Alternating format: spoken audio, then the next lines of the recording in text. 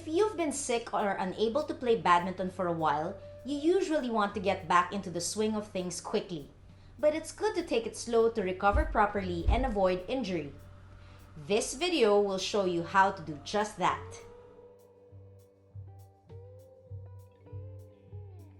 Hi, I'm Coach Kennie and I've been a professional badminton coach for many years.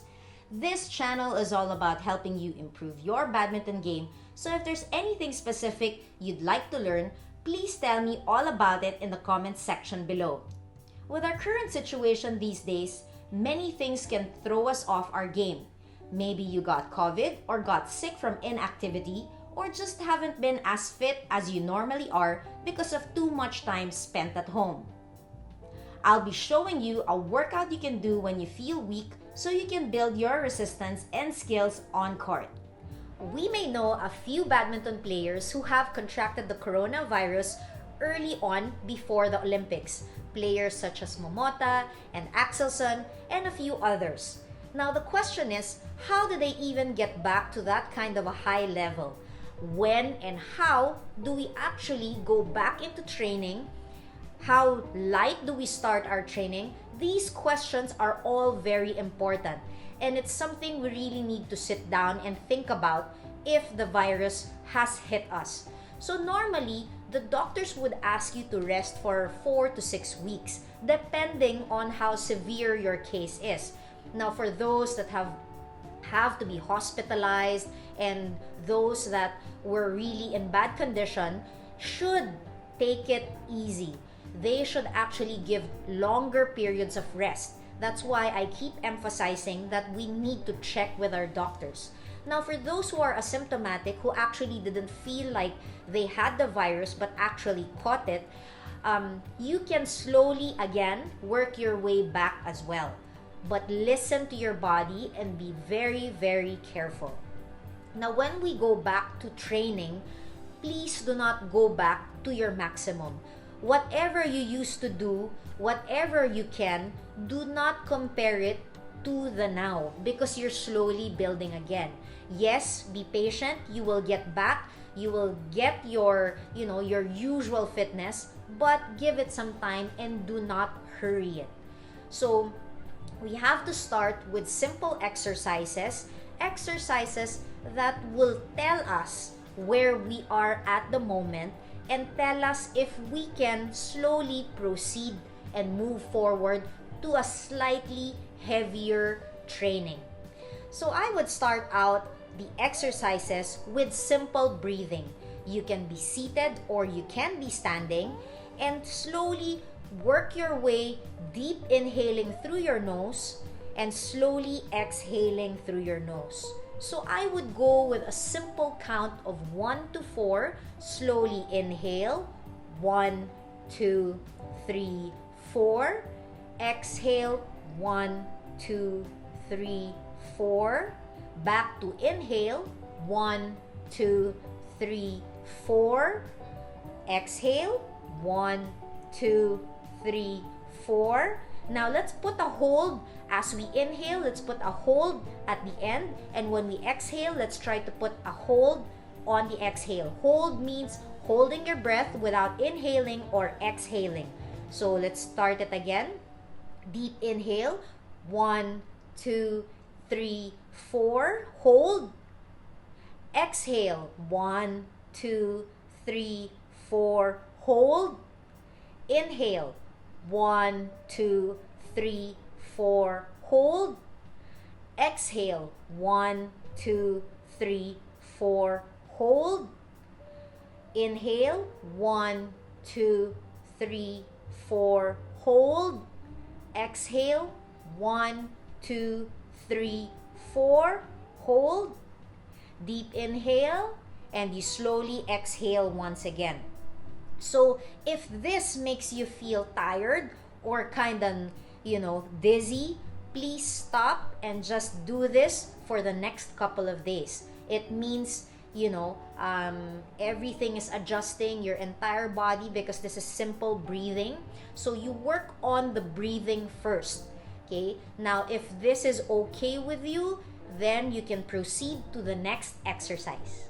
So, The next exercise will be simple, just doing the wall squats. Wall squats are very helpful and useful for badminton because it strengthens your leg, and the wall squats won't be working as much on your stamina. So again, I'd like to stress that when you are recovering and going back into training, slowly work your way.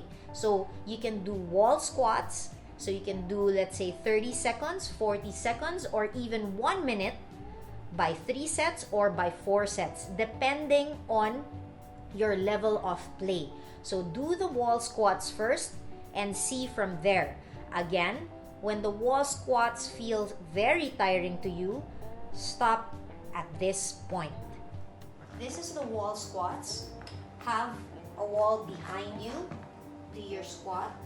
Go down. Make sure your whole body is flat on the wall and start timing yourself. So you can do this for 30 seconds, 40 seconds, or even a minute. I like doing it for a minute.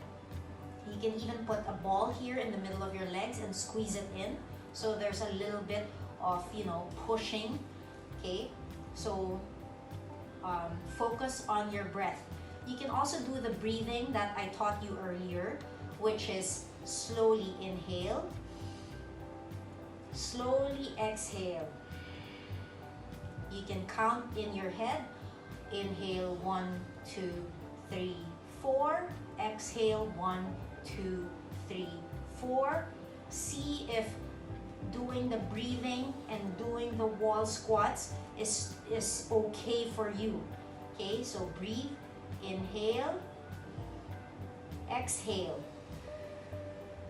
inhale, exhale. So it's a minute already. Relax your legs. You can shake it off, relax it a bit.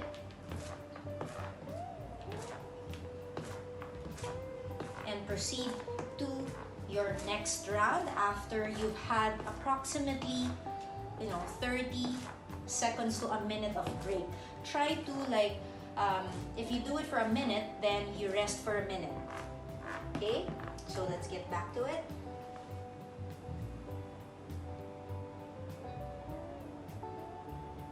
Flatten your shoulders, your back to the wall. Focus on your breath.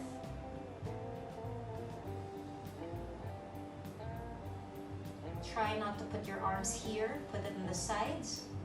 Be as relaxed as you can be.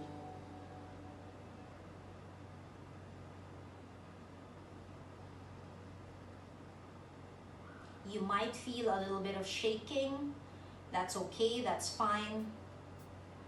As long as you're not getting dizzy or you're not short of breath.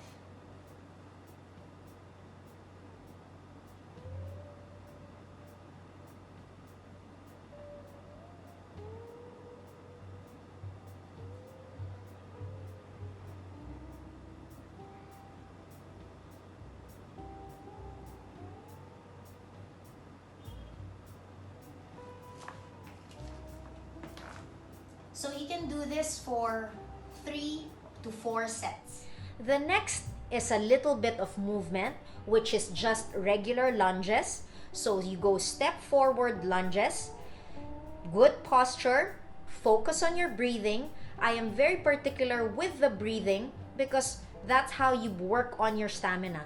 Even if you're not running, the simple fact of doing any exercise and doing it with the correct breathing really helps you determine where you are.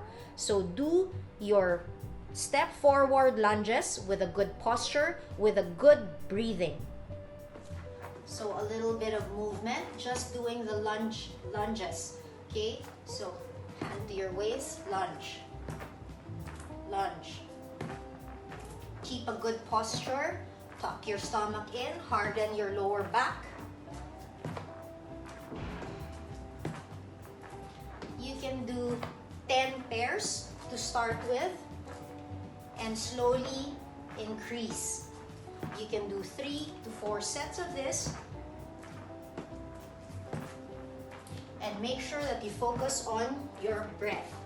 Breathing is important because you're now moving and there's a little bit more strain. So you have to focus on your breath.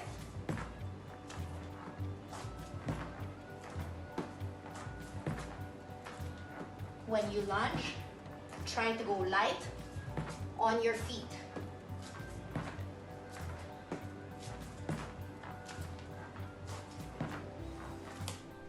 Now, if you want a little bit of movement, you can start slowly doing the side squats. You are only sort of like walking but making big steps sideways to do the squats. So you'll feel a bit of soreness on your legs. Maybe you'll feel a bit of your breath, slightly breathing a little harder. Okay? But again, let me reiterate that you should only do these exercises when you are cleared by your doctor and when you don't feel that it's too much strain to your body. Okay, listening to the body is very important if you've been hit by the virus. Work your way slowly. So do the side squats to your right, slowly do it to the left. You can do maybe 5 steps to the right and 5 steps to the left. All these exercises you can do in a very small space. So there's no need to expose yourself where there are lots of people. You can do these exercises at the comfort of your own home. The side squats with movement. So you squat and move.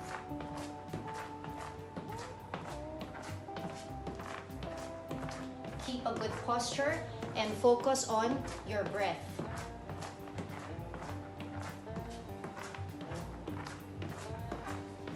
Depending on your space, you can count how many steps to the right, go back how many steps to your left. You can do 5 steps to the right, 5 steps to the left, going 3 times to that direction, and then take a rest. Another simple strengthening exercise is tiptoes. You can do it without any weights. You can just simply lift your heel up and down. So working your calves, working your toes, working your feet, working everything. So working your legs, basically working on the legs, and see how it goes. This shouldn't be very tiring for someone who's already in good condition and ready to go back. So you can do these tiptoes one leg at a time.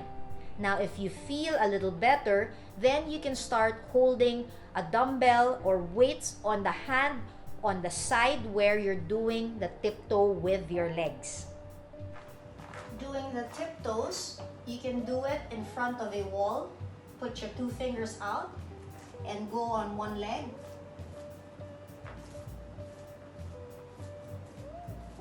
Again, focus on your breath. Focus on a good posture. After you do 10 to 20 per side, switch to the other side.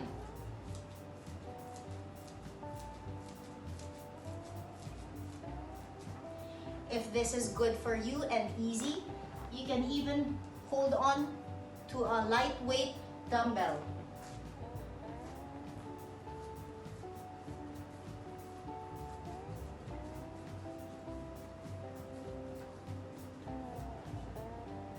Switch sides.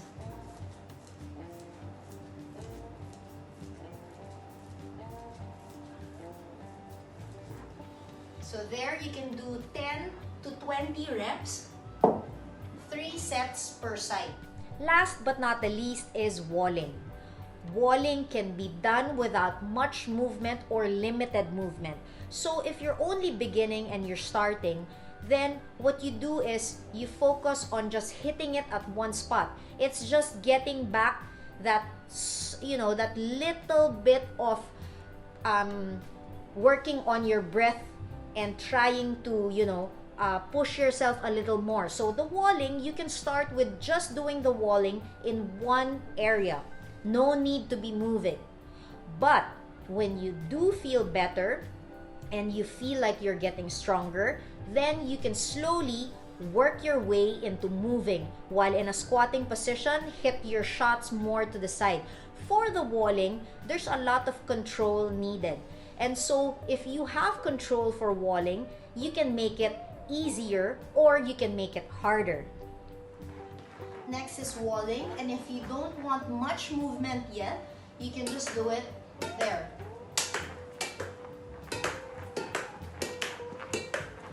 See, I'm not moving so much. I'm basically in my squatting position and just using my racket. Now, if you want to move, then you have to move, move, move.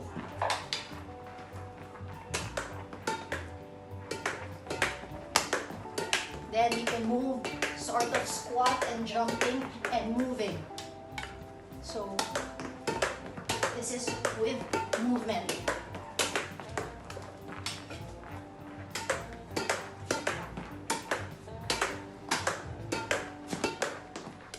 When doing these exercises, make sure that you don't feel dizzy or is out of breath, like really in a bad, position wherein you can't stand up or you're really feeling dizzy. Please do not get to that point. Definitely coming from, recovery, there will be a bit of catching of your breath, but you have to know until where and make sure not to push yourself too much. So at any point, when you do feel dizzy, when you feel short of breath, because that could mean that the oxygen is not going up and you're not able to breathe, what I would recommend is for you to lie down and put your feet up and focus on your breath. I would even recommend you to close open your fingers so that you're trying to pump air and the blood to move all around from you. Do take extra care because the virus that hits different people have different effects. Some may have blood clotting, some may have weakened their hearts, some would have weakened their kidneys or lungs, and so it's very important to go see a specialist, to see a doctor, to make sure you're cleared and you're okay to do simple exercises. If you want a more intense workout to build your stamina and speed on the badminton court, check out the video on your screen which can help you in that regard. Catch my next video so you can level up your game and become a smashing success.